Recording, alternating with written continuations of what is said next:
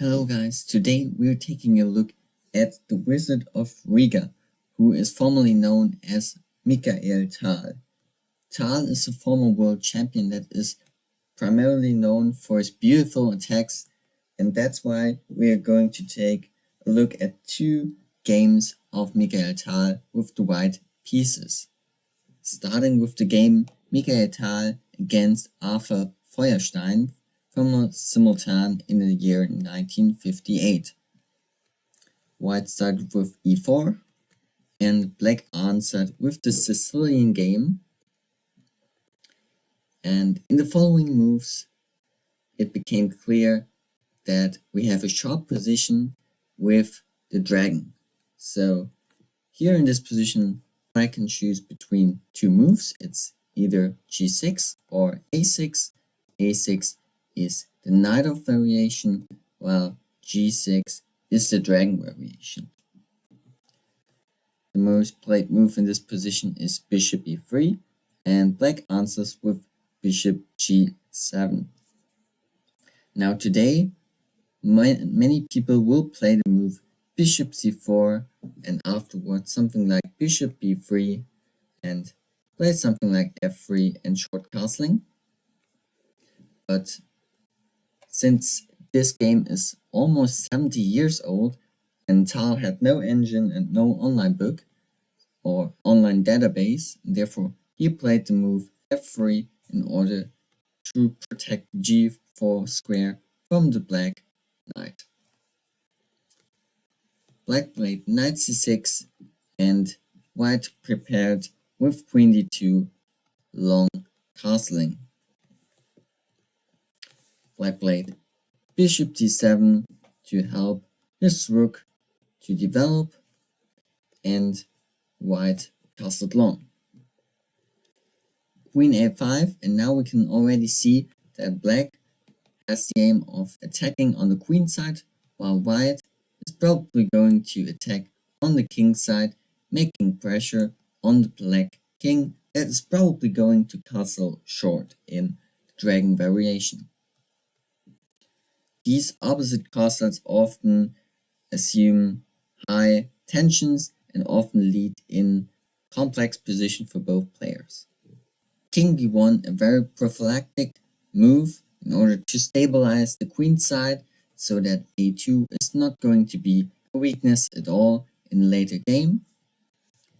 And black played rook c8, and taking a closer look at the c3 knight, of course, in mostly all ideas in the dragon variation, the c3 knight is going to be the center of attraction, and often a rook is going to sacrifice itself to gain an open king on the queen side. g4, white starts to attack, and black plays the move h6. Today, we wouldn't consider this a very great move because it pretty much allows white to force later on an exchange on the king side without playing h6. For example, short castling, g5 wouldn't be a threat because now the pawns cannot move, and you can play just a simple move like knight h5, and the king is safe on the king side, so there is no harm that white can threaten. h6 therefore should be considered a quite bad move, and white simply continued his attack on the king side. a6, and now white played bishop e2, connecting both of his rooks, which is a very important thing in this position. Before hastily playing g5, you should first prepare your attack and then play it with maximum force. Now knight e5. This move aims to play knight c4 and attacking both the very strong bishop on e3 and the queen on d2, and often white is going to trade his bad bishop on e2 against the strong knight on c4, and then continue attacking with the black-white bishop, so the white bishop on the black squares. But white continued approaching very fast on the king side, and now there is an exchange on the king side. Now black took the rook on h1, and in this position Mikhail Tal fought a lot and found a very interesting combination of moves. Can you guess what Mikhail Tal was thinking right now? Instead of taking back the rook on h1, Mikhail Tal played takes f6, threatening to take on g7 and get a new queen on g8.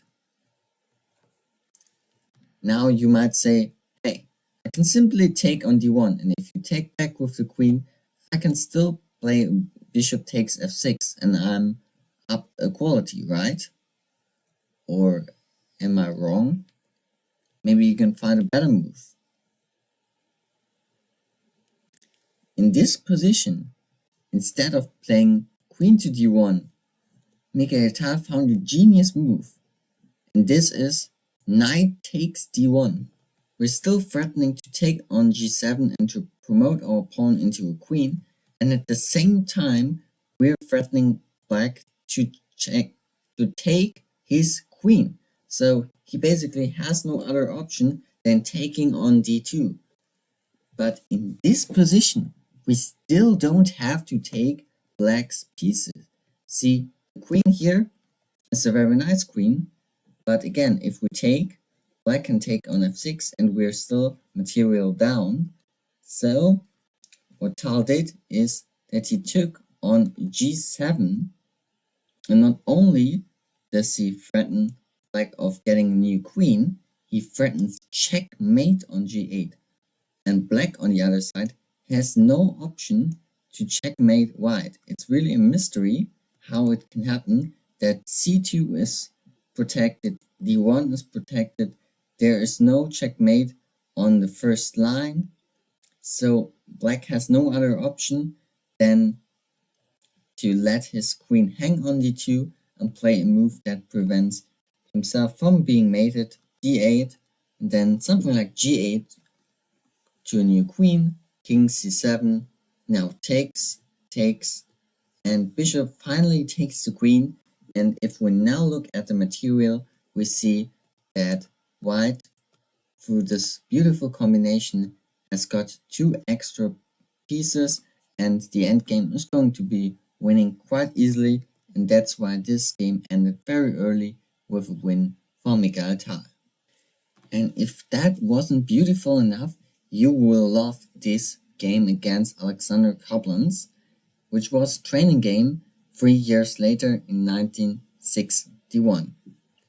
The opening is quite similar in the first moves, but this time we won't get dragon, so no move g6, but the move a6 is going to be played.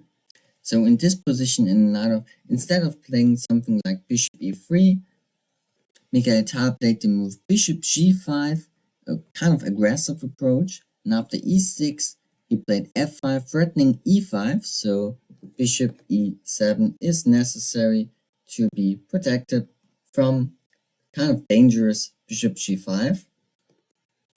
Now queen f3, again, having the idea of castling long, queen c7, and castling long, knight b to d7, and you see that Tal loves playing these opposite castling positions. Of course, black of course will play sooner or later the short castle. And in this position, white usually plays the move g4, and after b5, something is followed by bishop f6, knight takes g5, knight goes back, and something like f5 in this position. But again, this game is more than 60 years old, and Tal had no online database, nor did he have an engine, so you have to forgive him that he played the completely natural move bishop e2. Black plays h6 and the bishop retreats. And after b5, Tal played a very interesting move. Can you guess what it is? It's the move e5, threatening both the knight as well as the rook on a8. Now, if you thought black is losing a piece right now, you're wrong, because black can simply play the move bishop b7 and threaten the white queen itself. But now, Tal got a really interesting idea that's actually approved by the engine. Can you find it? The genius move Tal played was e takes f6, willingly sacrificing his own queen. And I mean, black has to take the queen, because after something like knight f6, he's simply a piece down. So either he wants or not, he has to take the queen in this position. And of course, white will take the bishop back and now threaten to take the rook on a8 as well as the bishop on e7. So the logical move black plays is to play d5, now blocking this diagonal, but at the same time also trying to attack f4 with a check on the king and threatening to take on h4. Now, white has a lot of moves that are possible. Can you find the correct move in this position that was played by the former world champion? Now, what moves could white play here? Well, the first idea that comes to your mind might be something like takes e7. But now, you can simply play something like queen to f4 and giving a check. So the king has to go to b1, and we simply can take on h4. And as black, this position is very, very good. So it's not the best move to take the bishop on e7 immediately. A different approach that is a little bit better is to take on g7. And this position is going to be kind of complicated, because if the queen now takes on f4, we're going to play king b1, and the rook has to be played in order to prevent black from taking it. And now takes e7, king e7, and rook e1. And surprisingly, this position is actually a little bit better for white, because the king of black is having no safety at all. Something like knight to d5 is threatening. White's pieces are all so good positioned and placed that threats are always gonna come. Something like queen d6 maybe has the intention of protecting the d5 pawn, but now again knight f5 is also possible. So maybe you should play something like king d8, but this position also is no good at all. You can simply take on e6 the pawn. Of course, after black takes, you have a fork on the king and the queen. So you see, this position is already kind of hard to play for black, and it's difficult to find the correct moves. In this position, the correct move would be king to d6, but I'm pretty sure that hardly anybody would play this move, and it's kind of the only move to play. So pick wise what move you're gonna play in this position. So queen 2 takes f4 is not the best move, so maybe rook g8 first, then we can take on e7, king takes, or queen f4 first, king takes, and with rook e1 we have the same position again.